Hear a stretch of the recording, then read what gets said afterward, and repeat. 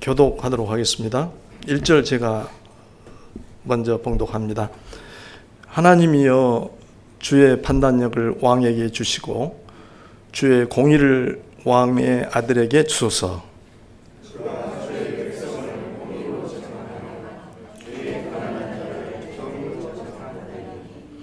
의로 말미암아 산들이 백성에게 평강을 주며 작은 산들도 그리하리로다.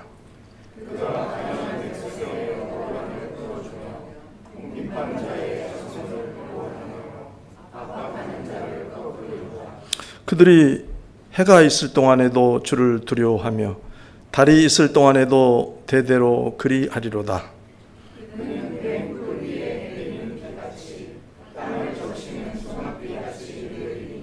그의 날에 의인이 흥왕하여 평강의 풍성함이 달이 닿을 때까지 이르리로다.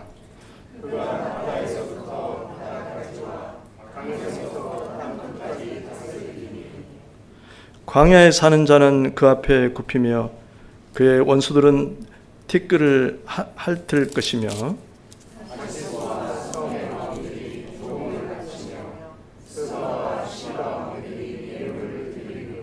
모든 왕이 그의 앞에 보복하며 모든 민족이 다 그를 섬기리로다.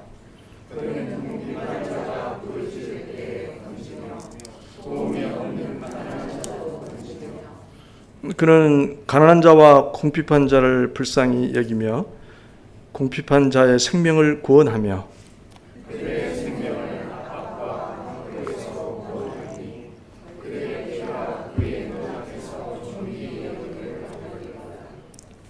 그들이 생존하여 스바의 금을 그에게 드리며 사람들이 그를 위하여 항상 기도하고 종일 찬송하리로다.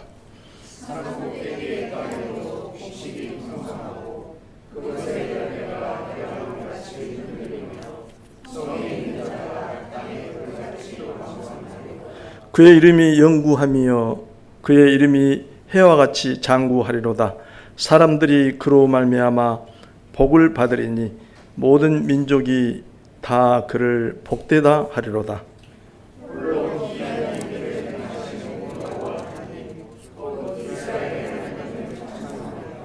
그 영화로운 이름을 영원히 찬송할지어다. 온 땅에 그의 영광이 충만할지어다. 아멘 아멘. 이새의 아들 다윗의 기도가 끝나니라.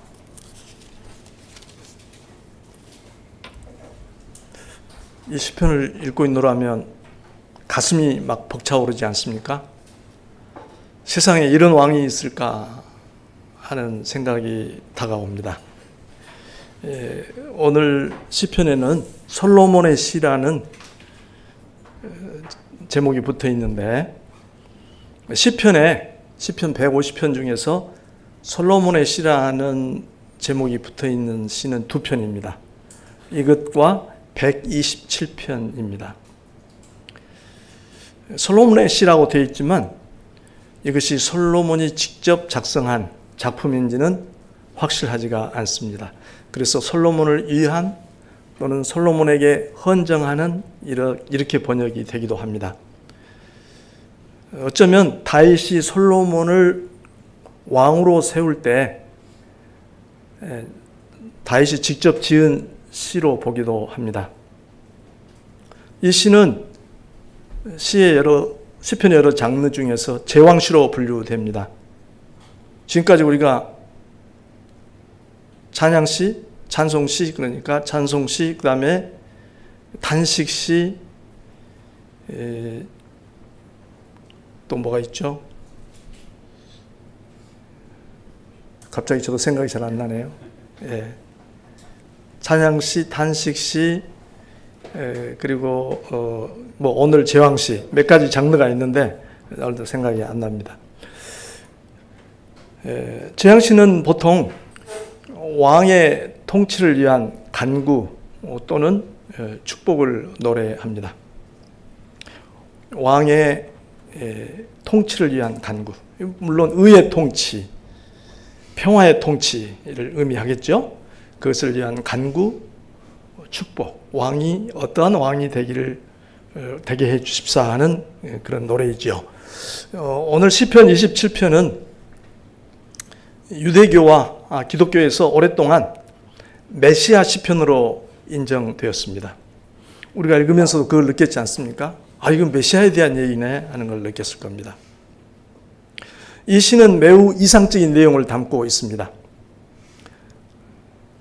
이스라엘 역사에 실제했던 왕들을 넘어서 메시아의 영광스러운 통치를 바라보게 합니다. 그리고 이 시는 오늘날 우리에게 의로운 통치가 가져올 의와 평화, 번영에 대한 소망을 갖게 합니다. 이 시를 이렇게 구분해 봤습니다. 어느 시나 마찬가지지만 사람에 따라서 약간 구분과 제목을 붙이는 게 좀 다릅니다. 저는 이렇게 해봤습니다. 1절부터 7절까지는 의로운 왕의 의로운 통치를 위한 기도가 들어있고요. 8절부터 11절은 축복의 기도입니다. 그 의로운 통치를 기원하면서 올리는 축복의 기도이고 이 기도는 첫 번째입니다. 12절부터 14절은 그러한 왕의 통치에 대한 의로운 왕의 통치에 대한 묘사가 다시 나와 있습니다. 15절부터 17절은 다시 축복의 기도가 나와 있습니다. 그리고 18절부터 20절은 시편 제2권의 정결부입니다. 그래서 오늘은 17절까지를 쭉 다루도록 하겠습니다. 먼저 1절부터 7절입니다. 거기는 왕의 의로운 통치를 위한 기도입니다. 1, 2절을 우리 눈으로 보면서 생각을 해보십시다. 1, 2절은 의로운 왕의 통치를 구하는 내용입니다. 기도의 핵심이라고 볼 수가 있죠. 거기에 하나님이여 주의 판단력을 왕에게 주시고 하나님의 판단력을 왕에게 주시라고 기도합니다. 여기서 판단력은 다른 번역에서는 정의라고 번역되기도 합니다. 정의는 사회나 공동체를 위한 옳고 바른 도리입니다. 사전적으로 사회나 공동체에 적용될 옳고 바른 도리. 그런데 주의 판단력이라고 묘사했습니다. 물론 뒤에 대꾸에도 주의 공의를 왕의 아들에게 주소서 했습니다. 앞말과 앞에 대꾸와 뒤에 대꾸는 단어만 바뀌었지 같은 내용입니다. 그런데 뒤 대꾸에서 주의 공의라고 판단력 또는 정의라고 하지 않고 공의를 썼습니다. 공의는 좀 더 하나님의 속성을 표현하는 단어입니다. 선악을 공평하게 다루시는 하나님의 품성, 이런 걸 공의라고 합니다. 하나님의 의를 우리가 얘기할 때 주로 공의란 말을 많이 쓰는데요. 그리고 왕에게 주시고 왕의 아들에게 주소서 했는데 이것은 역시 대꾸라는 점에서 같은 인물을 대상으로 한 겁니다. 만약에 다윗이 이 시를 썼다면 솔로몬을 지칭하면서 그를 왕이라고 했다가 왕의 아들이라고 표현한 것으로 보입니다. 첫 번째 가장 서두에 왕의 의로운 통치를 위한 기도가 이렇게 시작이 되고 있습니다. 2절에 보니까 그가 주의 백성을 공의로 재판하며 주의 가난한 자를 정의로 재판하리니, 이렇게 해서 맺음을 3절과 이어지도록 맺었는데 재판할 것입니다. 어떤 재판하게 되기를 원합니다. 이렇게 맺어야 되겠습니다. 우선 주의 백성 또 주의 가난한 자 이렇게 표현했습니다. 그러니까 여기서 왕은 하나님의 백성을 하나님 대신해서 대리해서 통치하는 대리자입니다. 하나님 앞에 그는 책임이 있습니다. 그리고 앞에는 주의 백성이라고 했지만 뒤에는 주의 가난한 자라고 해서 앞으로 시의 초점이 어디로 갈 것인가를 암시하고 있습니다. 양쪽 다 재판이라는 말이 그들이 억울한 일을 당하지 않게 그들이 정당한 권리를 누릴 수 있도록 하는 역할, 그런 통치 행위를 왕이 잘 할 수 있도록 기도하고 있습니다. 그러니까 1절에서는 왕을 위해 하나님의 판단력과 공의를 구하는 기도입니다. 하나님의 시각에서 백성을 다스릴 수 있는 능력을 왕에게 부어달라고 기도하고 있습니다.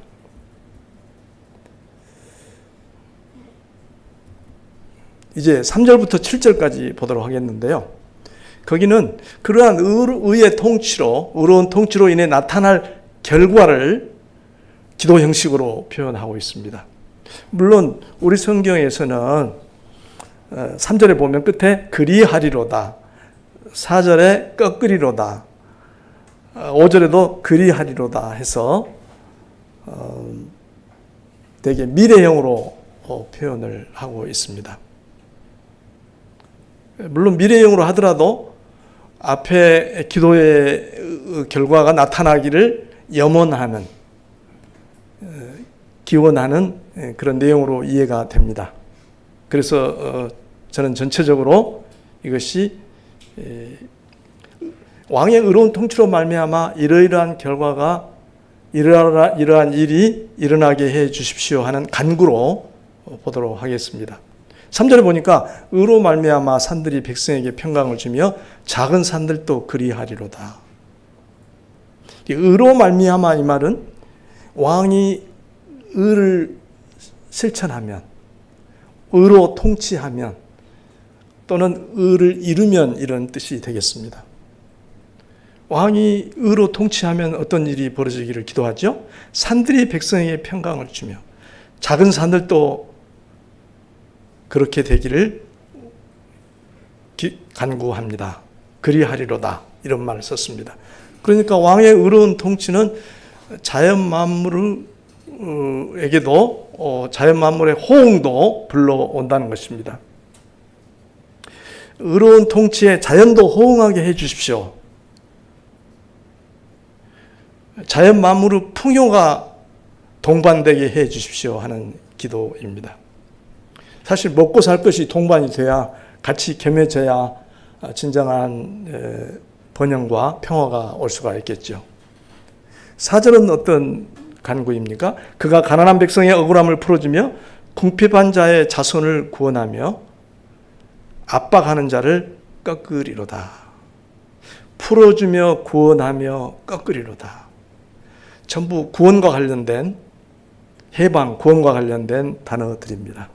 그리고 그 대상은 가난한 백성, 궁핍한 자, 압박하는 자입니다. 그러니까 왕의 세 가지 의의 통치 행위를 언급하고 있습니다. 약자를 보호하고 억압하는 세력을 무너뜨리는 그런 통치를 실행하게 해달라고 기도합니다. 그걸 사자성어로 뭐라고 그러죠? 약자를 보호하고 억압하는 세력을, 새 대통령도 그런 말을 한번 쓴 것 같은데, 억강부약 그런 말 있죠. 예. 강한 자를 누르고 부는 뛰어 올린다. 강한 자를 세운다. 5절은 어떤 기도입니까? 그들이 해가 있을 동안에도 주를 두려워하며 달이 있을 동안에도 대대로 그리하리로다. 우선 주를 두려워하며, 주가 등장합니다. 주는 처음 1절에서 얘기했던 하나님이요, 하나님을 가리킵니다. 왜 갑자기 주를 두려워하는 얘기가 나오죠? 왕의 의로운 통치로 말미암아 백성이 주를 경외하게 되기를 구하는 기도입니다. 그런데 거기에 해가 있을 동안에도, 그리고 달이 있을 동안에도, 해가 존재하는 한, 달이 그 빛을 내고 있는 한, 그런 의미니까 대대로, 뒤에 나오는 대대로 의미죠. 왕조가 영속되기를 바라는 소망이 여기에 담겨 있습니다. 6절, 7절을 묶어서 생각해 봅시다. 그는 뱀풀 위에 내리는 비같이 땅을 적시는 소낙비같이 내리리니. 풀을 베고 나서 그 위에 비가 내릴 때 다시 그 풀이 자라날 수 있는 영양소를 얻게 됩니다. 땅을 적시는, 메말랐던 땅을 적시는 소낙비같이. 듣기만 해도 시원합니다. 만물에, 동식물에 생명을 불어넣는 그런 일입니다. 왕의 통치가 그렇게 되기를 바라는 소망입니다. 그래서 그의 날에 의인이 흥왕하여 평강의 풍성함이 달이 닿을 때까지 이르리로다. 다 비유적인 언어로 썼죠? 의미가 다가옵니다. 우선 의인이 흥왕하여. 의인은 하나님과 올바른 관계에 있는 하나님을 섬기는 자들을 의미하죠. 하나님 백성들입니다. 그 날에 그가 통치하는 그 통치 기간 동안에, 통치하는 동안에 하나님의 사람들이 흥왕하고 평강의 풍성함이 달이 닿을 때까지 이르리로다. 평강의 풍성함이니까 평화인데 아주 넘치는 평화죠. 온 땅을 뒤덮은 평화가 달이 닿을 때까지 영구히 오래오래 계속되기를 미래로 이르리로다 했지만 이것은 기원의 의미를 가진 기도입니다. 이상과 같이 시인은 하나님께서 그의 판단력과 공의를 왕에게 주셔서 왕의 통치가 주의 백성에게 정의를 가져오고 그리하여 땅의 풍요와 하나님을 향한 경외, 의인들의 흥왕, 넘치는 평화가 도래하기를 기도합니다. 이것은 사실 인류의 보편적인 소망입니다. 그러나 역사에서 그 완전한 성취를 본 적은 없습니다. 어느 왕, 어느 시기에 잠깐 그에 근접한다 할까요? 비스구름한 비슷한 그런 평화의 시대, 번영의 시대가 있다고 할 수 있겠지만 인류 역사는 완전한 성취를 본 적이 없습니다. 따라서 이 시의 언어들은 메시아의 통치를 바라보게 합니다. 이제 세 번째 곡지로 넘어가도록 하십시다. 8절부터 11절입니다. 거기는 의로운 통치로 말미암아 오기를 원하는 축복에 대한 기도입니다. 축복을 기원하고 있습니다. 8절부터 11절 이 전체는 왕의 전 세계적인 영향력을 축복합니다. 8절을 보니까 그가 바다에서부터 바다까지와 강에서부터 땅끝까지 다스리리니. 굉장히 시적인 언어지요. 바다에서부터 바다까지, 강에서부터 땅끝까지. 그러니까 온 땅, 전 세계를 의미합니다.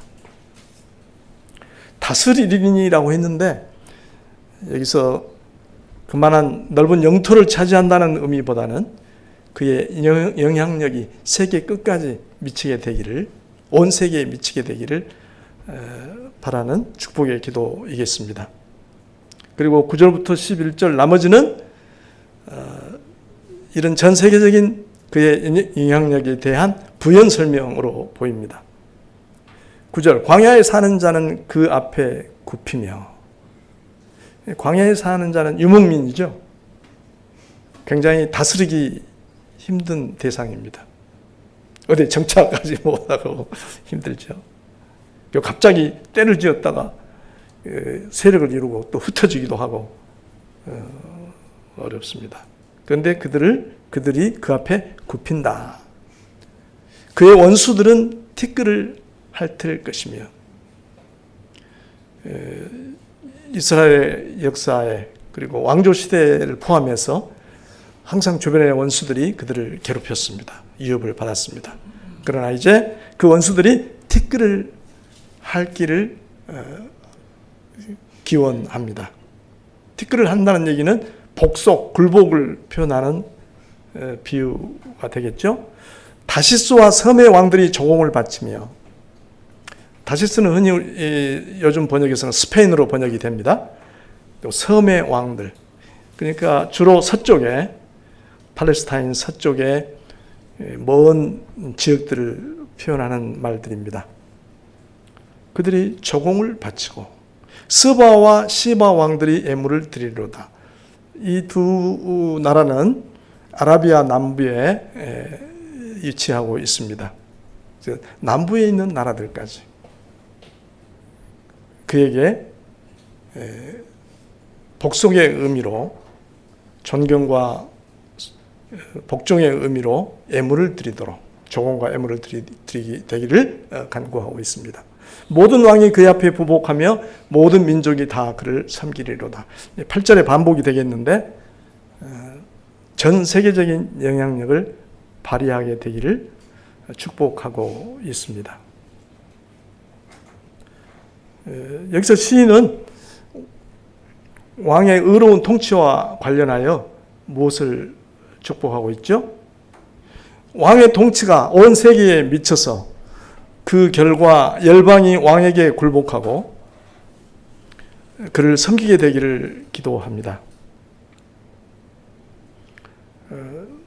다시 말하지만 세계의 지배에 대한 야망보다는 선한 영향력이, 그의 의로운 통치의 선한 영향력이 열방에 미치기를 바라는 소망을 표현합니다. 이제 다음 꼭지로 넘어가도록 하십시다. 12절부터 14절은 첫 번째 꼭지의 주제와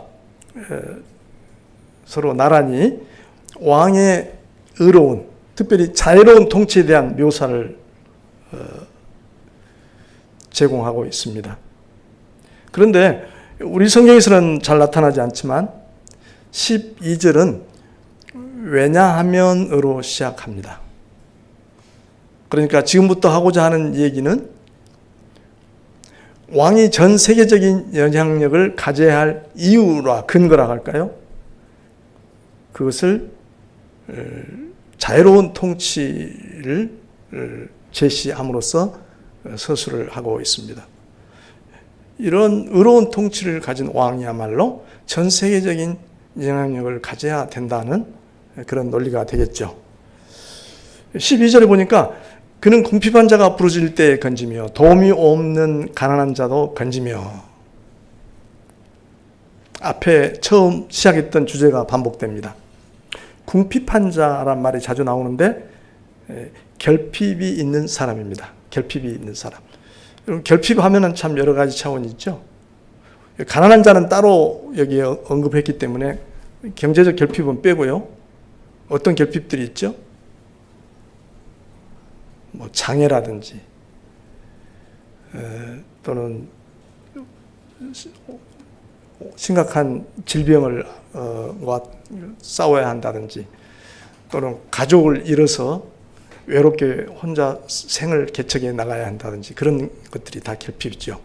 또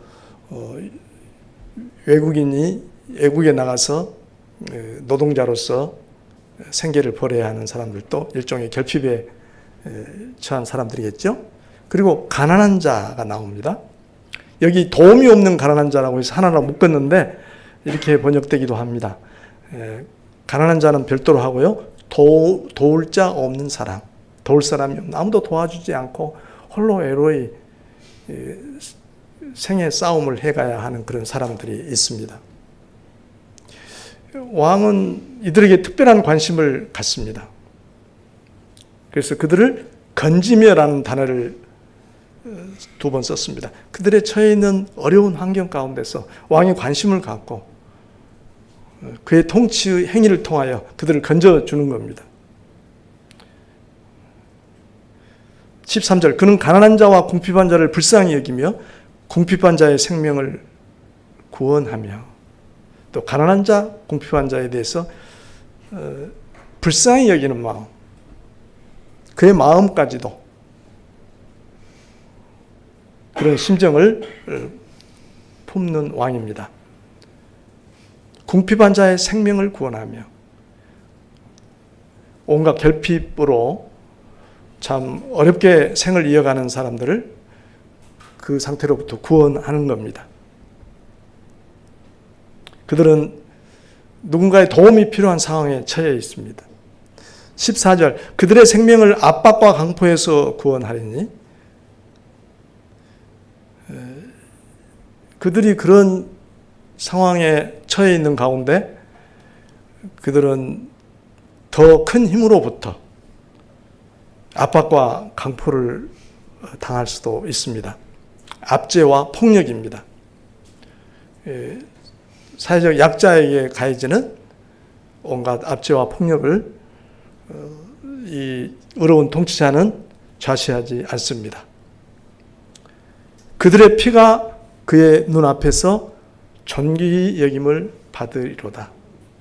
그가 왜 궁핍한 자, 가난한 자들에 대해서 이런 의의 통치를 베푸느냐?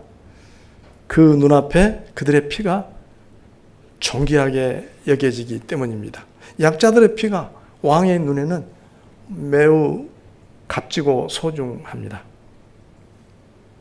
여기서 시인은 왕의 지혜로운 통치, 자애로운 통치를 어떻게 묘사하고 있죠?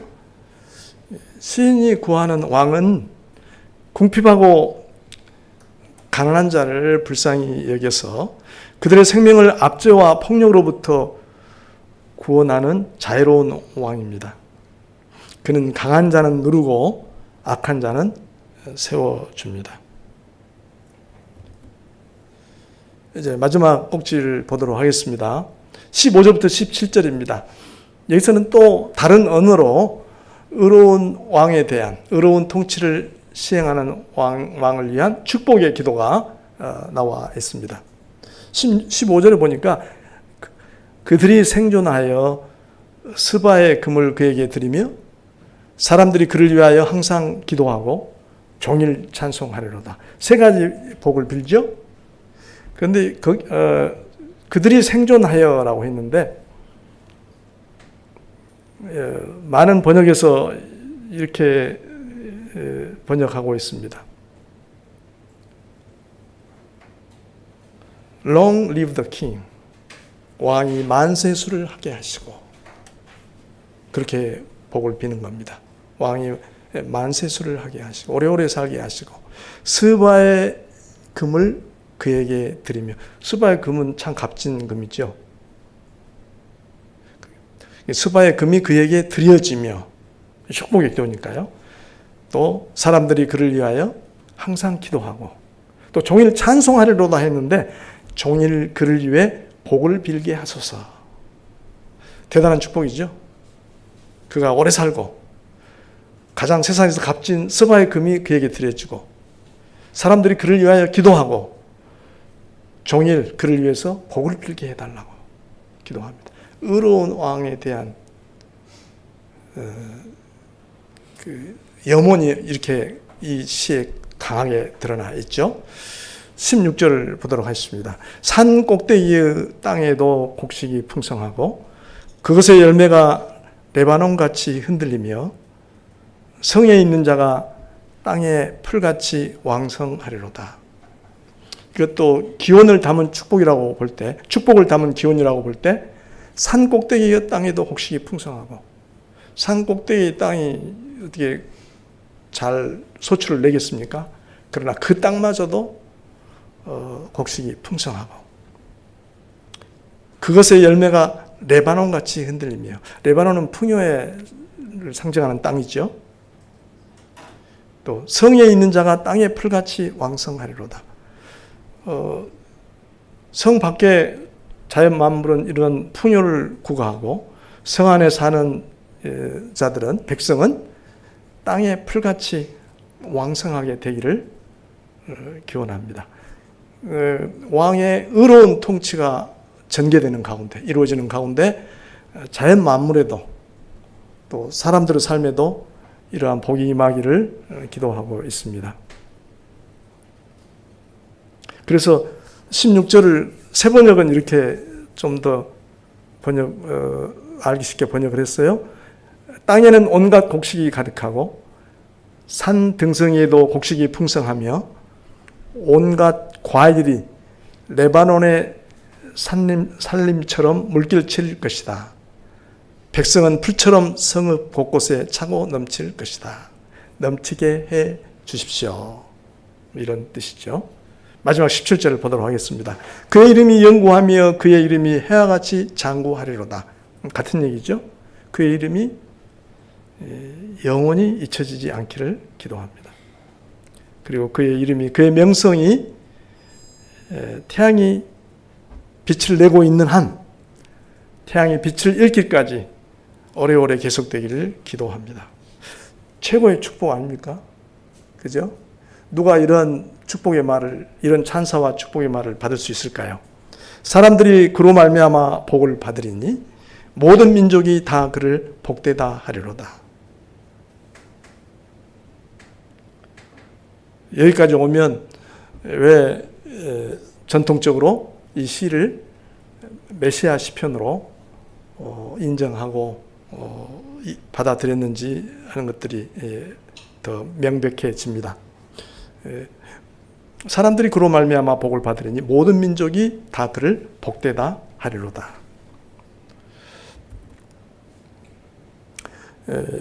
이 마지막 꼭지에서 시인은 어떤 축복의 기도를 올렸죠.